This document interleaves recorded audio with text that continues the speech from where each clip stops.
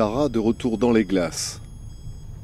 3 ans après l'Arctique, la coque grise glisse désormais autour de la péninsule antarctique. On progresse à la jumelle, au milieu des icebergs. À bord, une grande partie de l'équipage découvre ces paysages vierges. L'Antarctique, c'était vraiment un rêve d'enfant. Je me souviens encore quand j'étais jeune et que j'ai vu ce bateau-là qui s'appelait alors Antarctica, et je ne m'imaginais pas que 20 ans plus tard, j'allais pouvoir monter dessus et participer à une campagne en Antarctique. C'est ici, par 64 degrés 25 minutes sud, à 2 degrés du cercle polaire, que commence la 2e station en mer de Weddell. La bonne nouvelle, c'est que malgré le froid, tous les systèmes de pompage d'eau de mer fonctionnent. La mauvaise, c'est que les bouteilles de la Rosette ne se sont pas fermées à 500 mètres. Mais les filets, eux, débordent de plancton.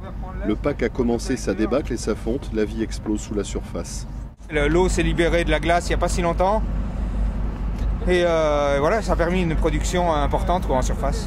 Voilà, c'est des algues de type diatomée qui font des grandes chaînes et qui font une silice avec une structure siliceuse, qui font une grande masse, une énorme biomasse. C'est vraiment typique de ces zones polaires.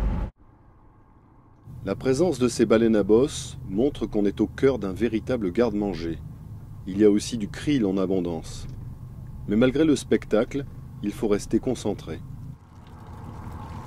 Tara était vraiment fait pour naviguer dans ce genre de glace-là, c'est assez ouvert, il y a 1/10 de glace. Le problème, c'est de mettre les appareils à l'eau avec du câble derrière, avec un bateau qui dérive dans des glaçons. La panne de la Rosette a été trouvée et au total, ce sont 13 immersions qui ont été réussies.